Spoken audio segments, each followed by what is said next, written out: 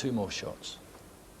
And although I hadn't seen it, I'd heard a classic execution. The shots are heard outside.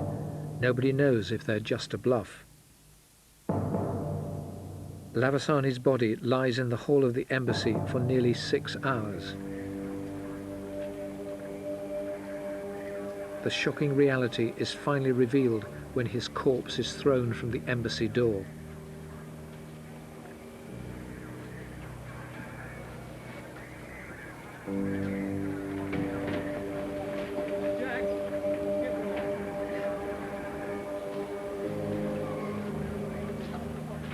The post-mortem shows that Lavasani has been shot twice in the head and once in the chest.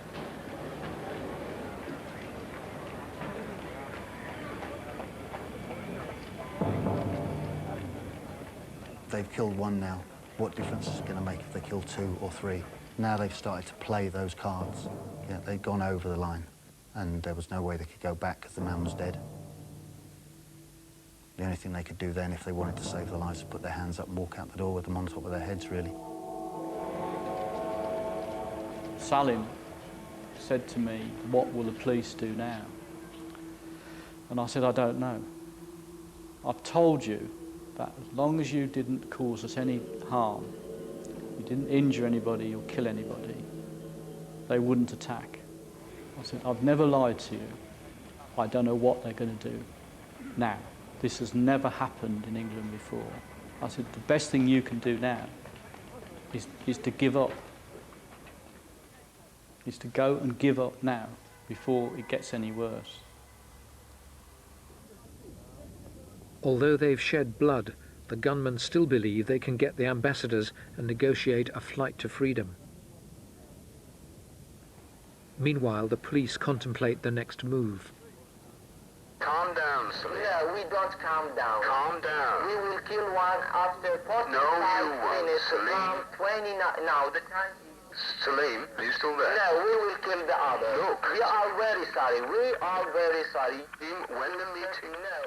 To send one of the at least one of the ambassadors.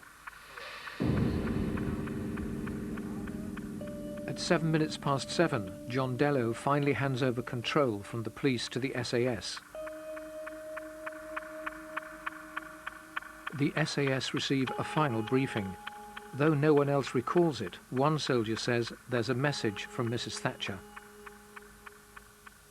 The message was that we had to resolve the situation and there was to be no chance of failure, and that the hostages absolutely had to be protected. That's beyond all that. But the incident had to be resolved in the best possible way, and she did not want, i.e. the Prime Minister did not want an ongoing problem. She didn't want there to be a problem beyond the embassy. What did you understand her to mean by she didn't want any ongoing problem? I think we all understood it, didn't we? We were fairly certain it meant they didn't want any martyrs coming out of it, anybody who would be left. No surviving terrorists? No surviving terrorists, essentially. Was that spelt out in so many words in the briefing, in the message? Verbally. There was never anything put in paper. There was never anything written about it. But you were quite clear what the message meant? We were absolutely clear about it. And that was? That they didn't want an ongoing problems, which we took to mean that they did not want anybody coming out alive.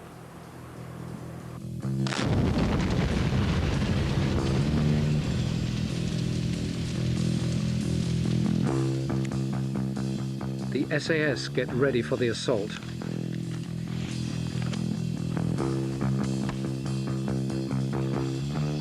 To distract the gunmen whilst they move into position, the police play for time.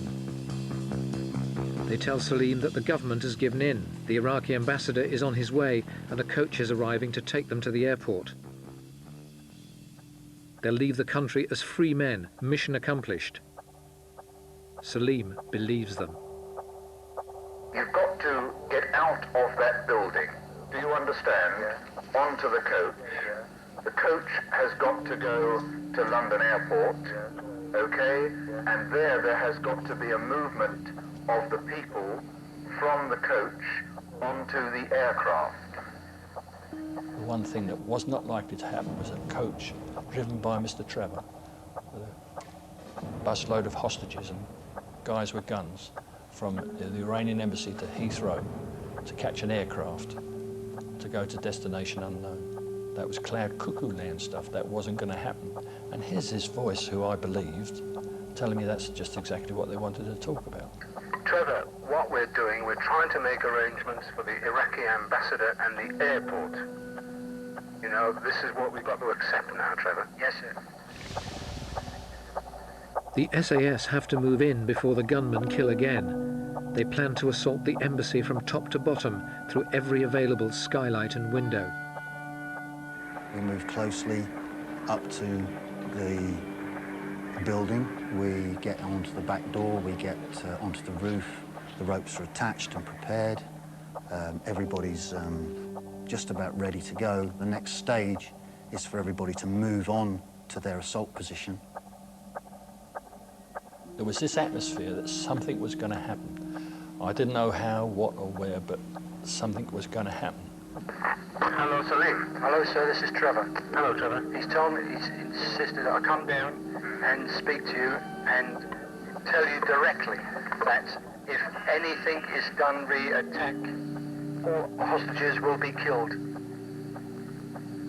All we're trying to organise, Trevor, is the coach and the aircraft and the movement of the Iraqi ambassador.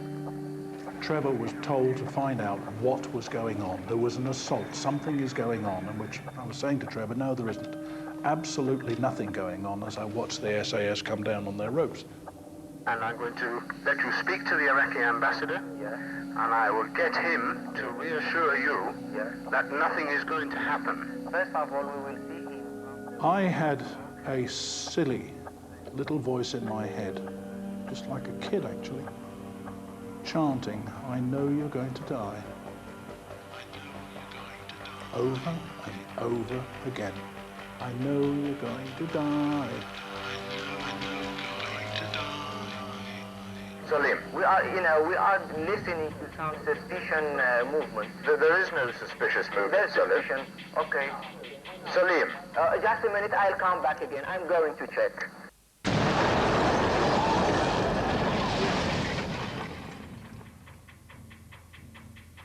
I never forget those words, I'm going to check. And as he just, in the very millisecond that he dropped the phone onto the chair and started to walk towards me. At 7:23, the SAS detonate a huge explosion to blow out the skylight on the embassy roof and throw the gunmen off their guard. I ran as hard as I could towards him and managed to hit him with my shoulder in the hip and ran him back maybe 8 to 10 feet towards an office door, and I had it, and we were facing the door, and he was going nowhere. Meanwhile, Mac and his mate Mel are heading towards the first floor room with an explosive charge to blow out the window. Ever the brave soul, courageous Harris, decides this is the time to get out. And I head towards the windows, which are very similar to the windows here. But they've got the shutters across, and there's a chink of light. And I pull the curtain apart, and there's what I thought was a policeman. There was this thing behind the window. I don't know who I was at the time. Turned out to be old Sim Harris. A bit of a panic, I'd say. He was running like a headless chicken, but that's to be accepted. But we put the charge against the window. Mal was trying to get him to move back, was gesturing, and basically got away from the window. Couldn't worry about him being there. I mean, the thing is to get through there. I thought, wow. And this guy says, get down, get down. And then it's just one almighty explosion.